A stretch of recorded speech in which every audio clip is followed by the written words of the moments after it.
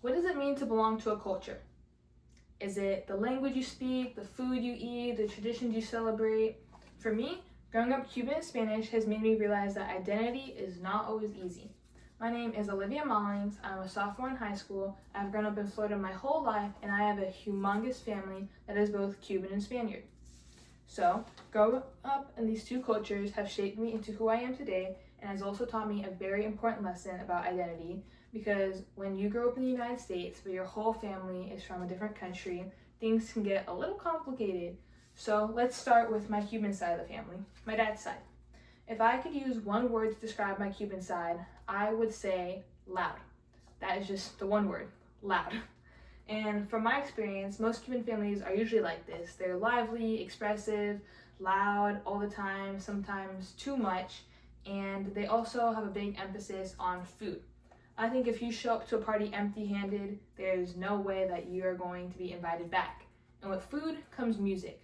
I know that every person in my Cuban family is some sort of amazing musician, singer, or dancer, which was not passed down to me because I cannot do any of those things.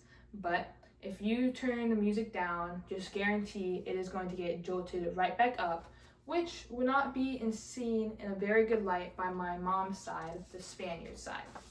Compared to my Cuban side, I see the Spaniard side as more formal and traditional. And don't get me wrong, they love all the same things my Cuban side does, like family, food, traditions, music, but the atmosphere is just very different in how they act. It's calmer, more structured, quieter, however you want to put it, but just paint the picture, it is very different. I see that they tend to focus more on manners and history and reflection within the family.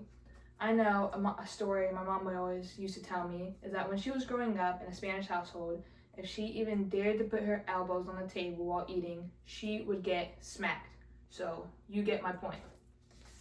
So this leaves everything with me, Olivia Mia Mullings, supposed to be as loud as a Cuban but have the mannerisms of a Spanish queen. And if that wasn't hard enough, since I grew up in the United States and my parents never thought to teach me that much Spanish, my Spanish sucks.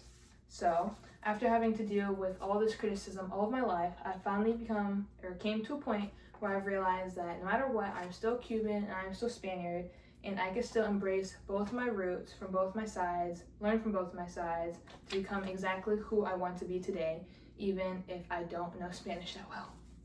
So, whether I'm attending a formal Spanish party or more of a loud Cuban party, I've learned that you don't have to fit into just one role or identity, and that's what I want you guys all to take away from today. Our roots don't define us, but they shape, strengthen, and lead us to who we choose to become. Thank you.